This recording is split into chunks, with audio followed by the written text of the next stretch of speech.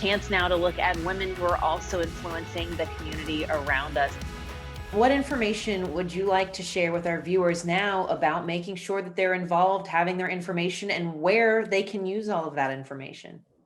So one of the things that we're telling voters is really make a plan.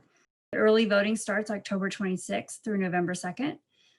There are 81 locations around the state, one of which is Camden Yards. So thank you very much for contributing to that effort. And then election day, we'll have over 300 locations available, but it's not going to be your normal neighborhood polling place. Most of those are too small to be able to accommodate social distancing and keep everybody safe. So we have moved to larger facilities so we can get more voters through the process in a safer manner.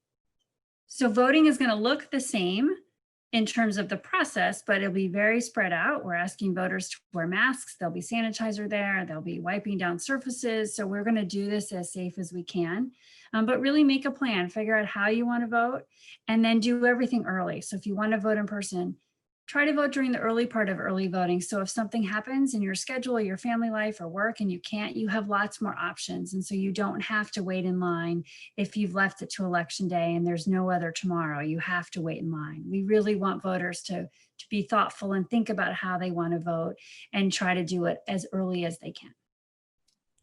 And what would you have to say to people? And that might be the one crutch they're still leaning on. It maybe not voting is their questions about security right now. I mean, you've had a huge hand in seeing how this runs, but also the quality control side of it. What would you have to say to them to convince them to make sure that they come out and they punch their ballot?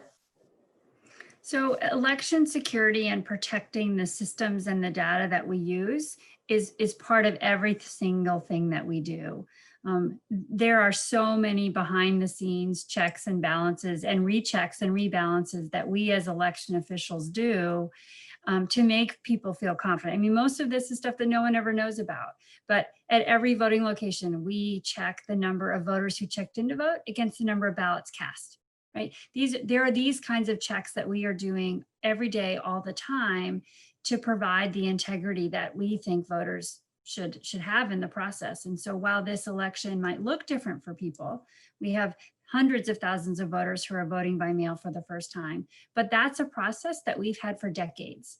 And we have mature and robust procedures behind it and checks and balances to make sure that voters are only voting one ballot. And so there are lots of things behind the scenes that we are doing that really means that voters can be confident that whether they're doing it by mail or in person, that there's integrity and they can have confidence in the process and the results.